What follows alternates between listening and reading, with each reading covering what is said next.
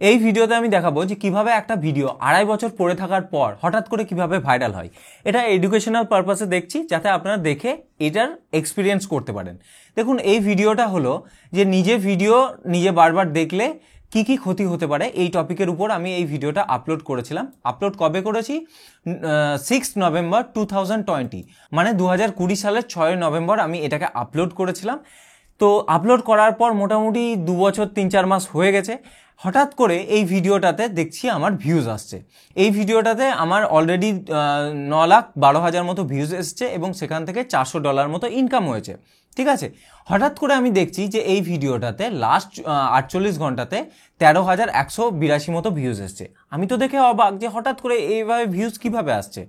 আমি যদি এই ভিডিওটার লাস্ট 28 দিনের অ্যানালিটিক্স শো করি তাহলে দেখতে পাবেন যে এই ভিডিওটাতে এরকম ভিউজ কিন্তু আমার আসছিল না। ঠিক আছে, কীরকম ভিউজ আসছিল দেখুন।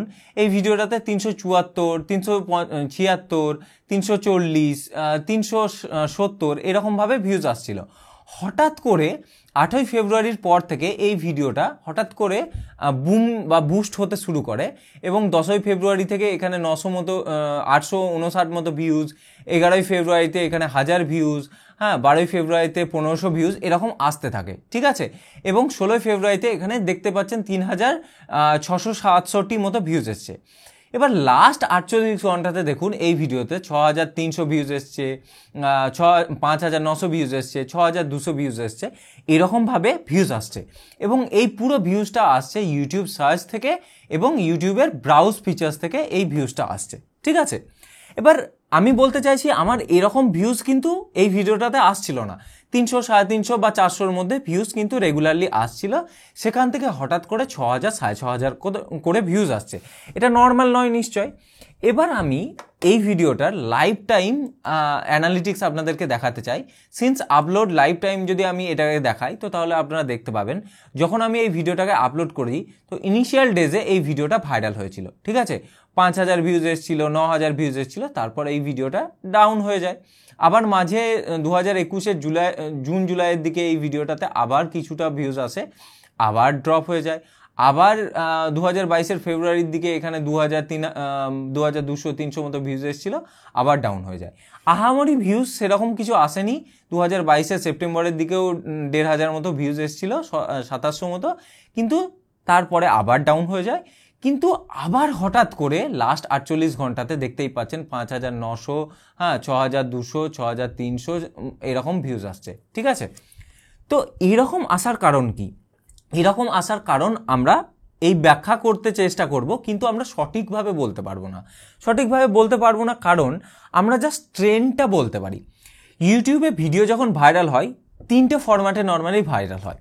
প্রথমত, যখন ভিডিওটা আপলোড করলেন ইনিশিয়াল ডেজে সেটাকে ভাইরাল হয়ে গেল, তারপর ভিডিওর ভিউজ ডাউন হয়ে গেল, আস্তে আস্তে সেই ভিডিওটাতে আর ভিউজ আসলো না।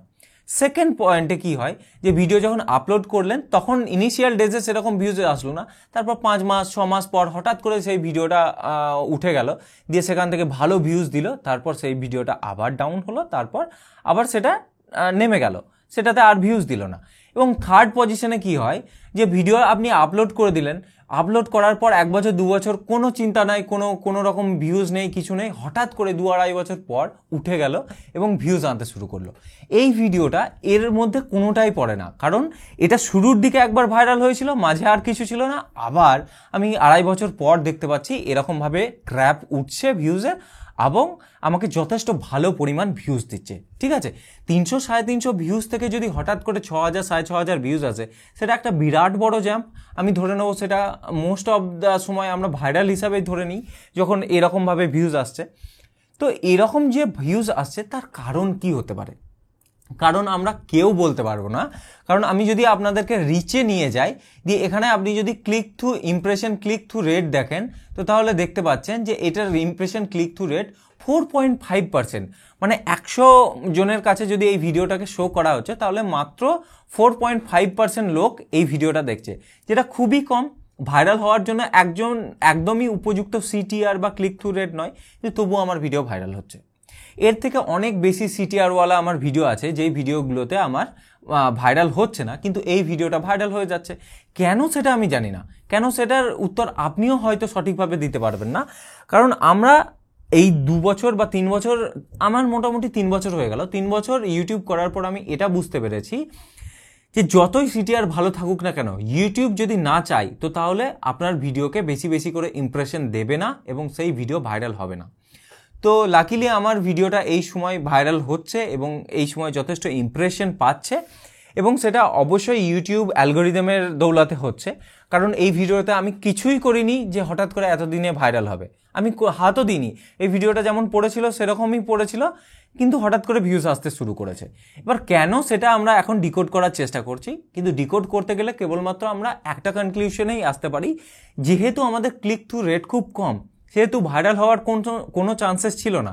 এর থেকে অনেক ভালো ভালো ভিউজ আছে, ভিডিও আছে আমার, যেগুলোতে অনেক বেশি সিটিআর আছে, সেগুলো তো ভাইরাল হয় না। বাট ইউটিউব এই ভিডিওটাকেই চুজ করেছে বেশি বেশি মানুষের কাছে ইমপ্রেশন পাঠানোর, ঠিক আছে? তো আলটিমেটলি এই ভিডিওটা ভিউজ পাচ্ছে এবং ভাইরাল হচ্ছে। তো আমি এই ভিডিওটাতে এটাই আপনাদেরকে বলার চেষ্টা করলাম যে আপনি যতই ভালো ভিডিও বানান না কেন, যতই ভালো থাম্বনেল দেন, যতই ভালো করে এসইও করুন না কেন, ইউটিউব অ্যালগোরিদম যদি না চায় কোনো ভিডিওকে বেশি বেশি করে ইমপ্রেশন দেওয়ার, তো তাহলে আপনার সিটিআর যতই হাই থাকুক না কেন, সেই ভিডিও ভাইরাল হবে না, ঠিক আছে? আশা করি আমি এই ভিডিওটাতে আপনাদেরকে উদাহরণস্বরূপ এটা বোঝাতে পেরেছি। যদি ভিডিওটা ইনফরমেটিভ বা হেল্পফুল মনে হয়ে থাকে, সেটা কমেন্ট সেকশনে আমাদেরকে অবশ্যই জানাবেন। ভিডিওটা এখানেই শেষ করছি, ধন্যবাদ।